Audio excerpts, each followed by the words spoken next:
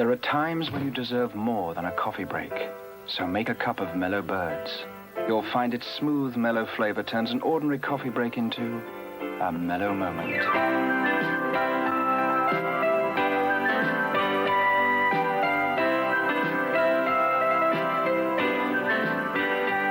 Mellow Birds for mellow moments. Every day should have some.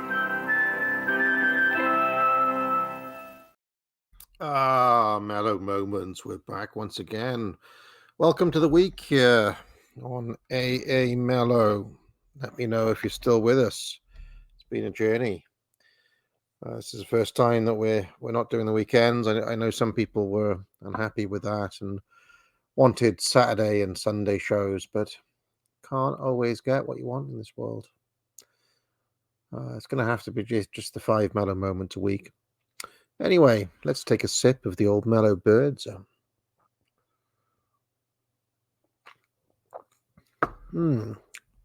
It's smooth, mellow flavor. Oh, it's been a while since I've had a Mellow Birds, and my word, the hug in a mug, like a melted down Werther's original. Right, why don't we have a look to see what's on the box today? This evening at 10:30 we've an extended news night which includes a report on the case of the Armagh Four, whose convictions and imprisonment in 1983 for their part in the sectarian murder of a Catholic are now being questioned. Gerald Bull was assassinated in March last year. 3 weeks later, he was headline news as the man behind the supergun. In the 70s, he designed howitzers, but he soon began to dream of bigger things. The more whiskey he drank, the more he started talking about the idea of producing a supergun. In 1988, he persuaded Saddam Hussein to fund his project. Take in the case of Iraq, you only need 2 guns, possibly one facing east, one facing west, and you can command most of the Middle East. Time Watch investigates the man who made the supergun, tomorrow at 8:10 on 2. Never heard of that. The man who made the supergun. The man who made the supergun. What's that? Gerald Bull. Gerald Bull. Okay. Never heard of him. Wow, interesting. According to this, he had 10 children, Gerald Bull. 10! Well. All right. Well, let's carry on. Over on BBC One at the moment, David Coleman bravely mans the scoreboard as... Can I just say I love that version of the BBC One font. I loved it when it was that. That's what it was for, when I was a kid, basically. It had that gold BBC, and this here is the essence of Mellow Moments. That jumper, this version of the BBC. Celebrity teams strive to answer a question of sport. While we on BBC Two now reply enthusiastically and affirmatively to Chris Kelly's offer of food and drink.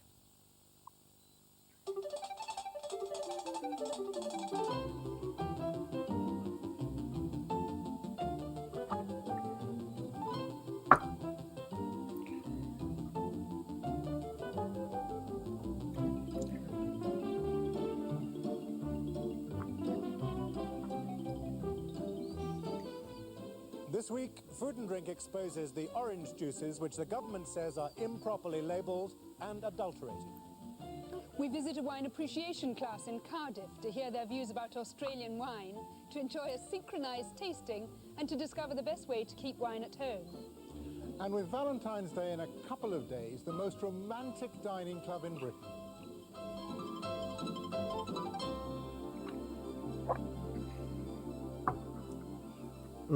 Mellow Bird's going down well today. Hello once again, and welcome to Food and Drink. This week featuring Mr. Michael Barry's way with a kebab. I'm the kebab king, really. These are scrumptious. Lamb in apricot sauce and a flavoured yoghurt too. But we start with a dramatic story about orange juice. The Ministry of Agriculture has uncovered what it believes to be a gigantic fraud in the fruit juice market. Government tests have revealed that orange juices from many of our major supermarkets have been adulterated, often to make them go further. They are not unsafe, we should point out, but they are a rip-off. At a meeting 6 days ago, ministry officials amazed many famous name retailers and manufacturers by announcing some of their cheaper orange juices contained illegal additives. Illegal because they don't belong in a drink labelled as containing only orange juice. Gilly has the details. Yes, it's been revealed that in many cases, water is being added to the original orange juice. Now, Jill Gold and Shea Wood. Her attitude, I think, maybe makes up for, some of her other shortcomings. To make it go further. The Ministry of Agriculture has discovered so-called pulp wash in some juices. Water is poured over already squeezed oranges so that it at least has some flavour of orange. Because you're adding water and pulp wash, you have to stop the juice tasting watered down. That's probably why the ministry also found added sugars. Embarrassing, really, since juices normally claim they're unsweetened and pure. In some, they also turned up D-malic acid, added to get the acidity level up. D-malic acid is artificially manufactured to be similar to acid found in apples. Finally, orange peel extract was found in some juices tested. It's also added Scandal. to mass dilution. But of course, peel doesn't belong in orange juice. The 5 juices given a clean bill of health by the ministry were Del Monte, Delora, St. Ivel, Waitrose, and one other, Stute. As to the other 16 products tested, they all had faults of one sort or another. Shame. To the test Shame. Shame. make it clear there's Shame. no suggestion that any Shame. of these British suppliers Shame. knew about Shame. adulterations or Shame. have in any way deliberately Shame. misled us. Shame. They're as much a victim of fraud as we are. Britain imports orange juice from all over the world, and clearly there needs to be further investigations of what happens to it before it gets here. The British Soft Drinks Association say that the ministry's tests are new and have yet to be validated by the industry. When they are, we predict that the next scandal, should it come about, will be standard apple juices like this one. Like orange juices, apple juices are made from concentrates and are even easier, I might say, to interfere with. Well, we understand that officials raided 4 companies last week and took away both orange juice samples and documents.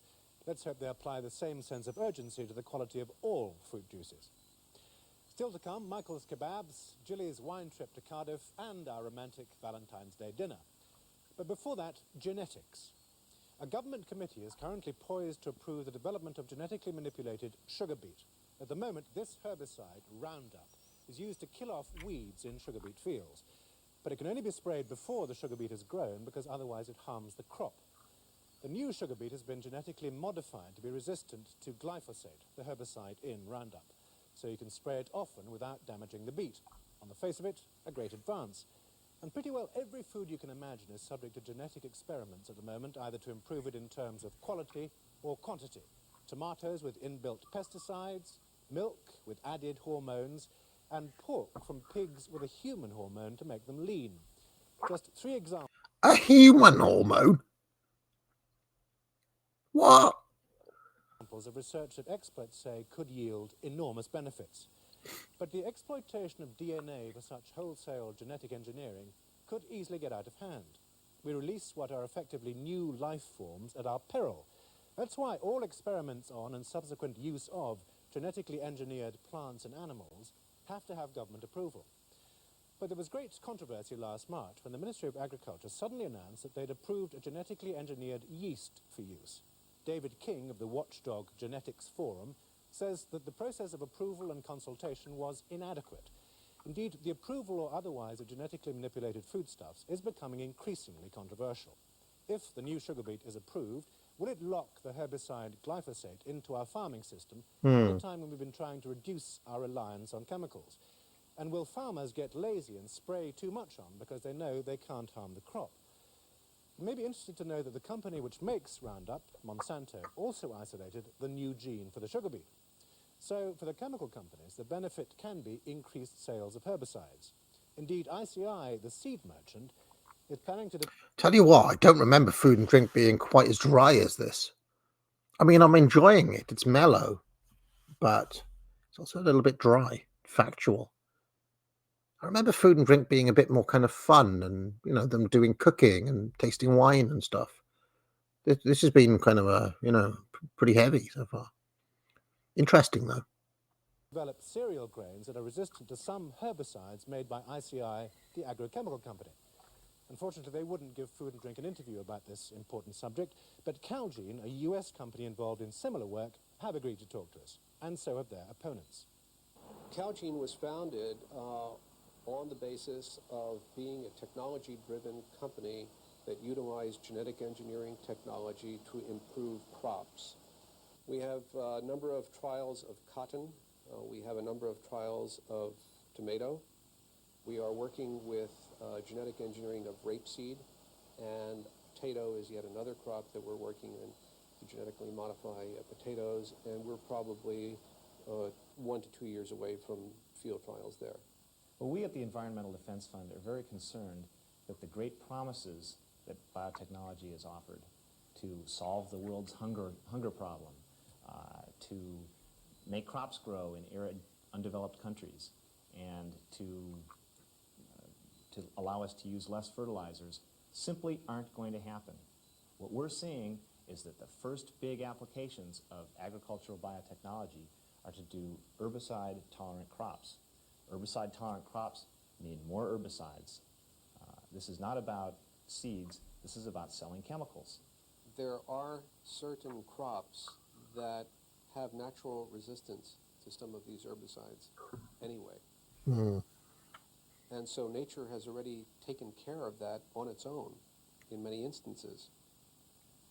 So I don't know if we're really tampering with nature per se, because nature's already done it. We're simply going into another crop and placing that same trait that already exists in other crops.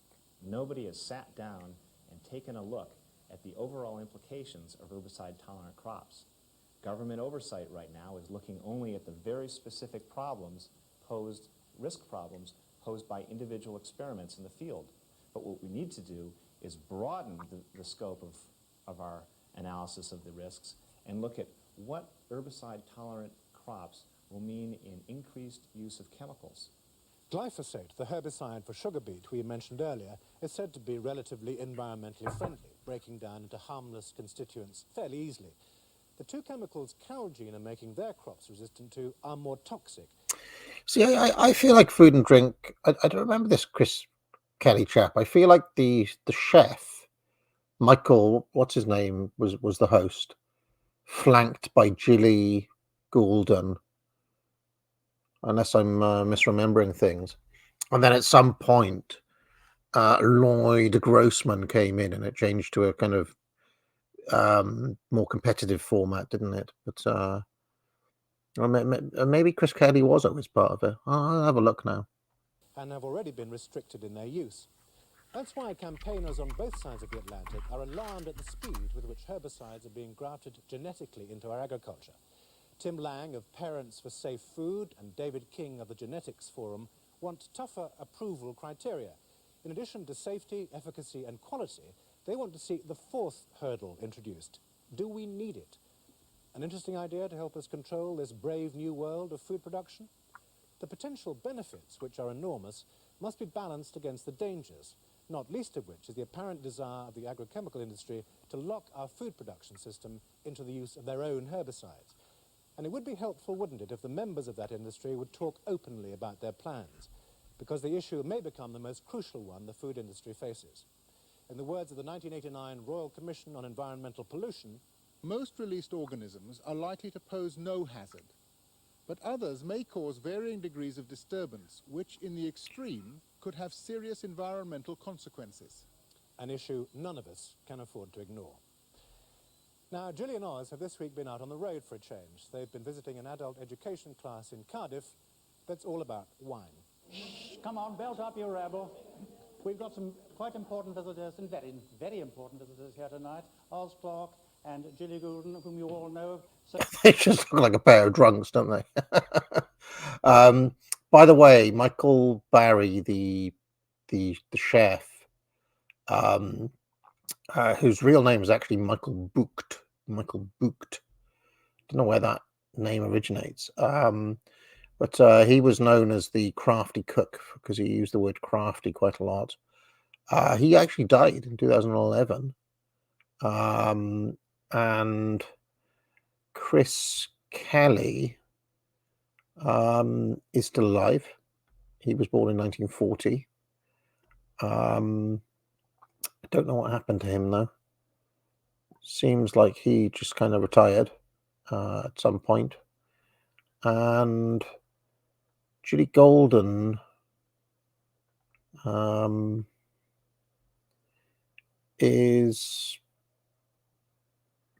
she's been a judge on the TV show Britain's Best Dish.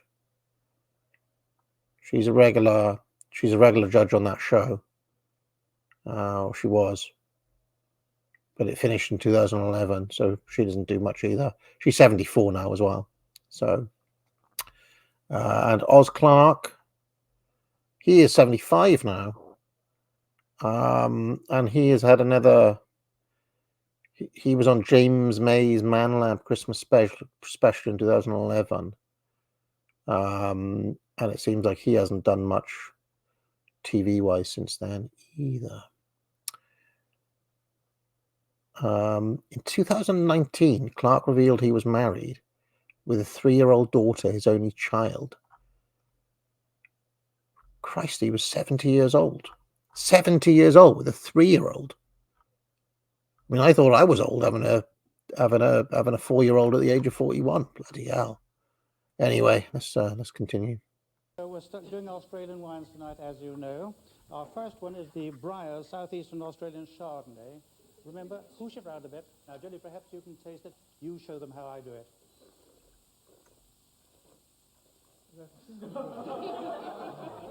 Tell me, Julie, why is it you taste it like that with your mouth? Is that most peculiar? Well, I mean, you can see from, actually, you've got a big hooter as well, but, I mean, I've got this whopping great nose, which really does all the work for me. And so, therefore, it's essential when I'm tasting to be able to smell the wine at the same time. $4.99 is the price. Who Nothing wrong with a big nose, of course. liked it and thought it was worth the money? Shove your hands up. No, it's a bit expensive, a bit expensive. Half that. There's a lobby down this end of the table. Now, this is our second wine. It comes from right the other side of Australia. It seems to have quite a rubbery nose. We all seem to be of the same opinion. And getting pepper on the aftertaste. Pepper. Isn't it curious? There is a little jab of something that you don't expect, and it's not acidity. I think it's $4.69, which seems rather a lot to me for what is alleged to be Australia's top-selling white. We're going a bit upmarket now. Rosemount makes sort of real Shirley Temple, Dolly Parton kind of wine. I mean, that's not a total contradiction in terms. Sort of a very young, small, big-breasted kind of wine. I'd certainly drink this one quite happily. It's, I think, really good for summer day, that sort of wine. Couple of pints, probably not actually, probably not. It's certainly got a fruity flavour, and there's something there. I don't know. I'd quite describe it as a sweaty saddle. What do you get out of this wine if it isn't sweaty saddles? Not too dry, not very much of an aftertaste. A little lightweight, I think, but a pleasant quaff. The thing about red wine is you often have to fight through the tannin to actually enjoy the wine. That's why you have to leave a wine 5 years, because the tannin eventually gives up trying to offend and upset us and falls to the bottom of the bottle. Mate, no one is going to leave a wine 5 years unless they're seriously into wine. Most people are just going to buy a bottle they're going to drink that week. They're going to leave it for 5 years. And gets rid of itself. 5 years. He says, aging his cigars in the. But anyway, that's different. I mean, if you're into wine, it's a different thing. Like my dad is into wine, so he does actually. I don't think he ages them though. He just kind of stacks them up and then drinks them as they come. But where and how can you store wine at home? Oz and I went home with 2 classmates. Fortunately, we're out of time. I tell you what we'll do, because last week I recorded them all in a row. This week I'm going to have to do them in a more piecemeal manner. And you can say, do you want to watch the rest of this episode, or should we watch something else tomorrow? Let me know. We'll introduce an interactive element to AA Mellow, because why not? All right. So long for now. There are times when you deserve more than a coffee break, so make a cup of Mellow Birds. You'll find its smooth, mellow flavor turns an ordinary coffee break into a mellow moment.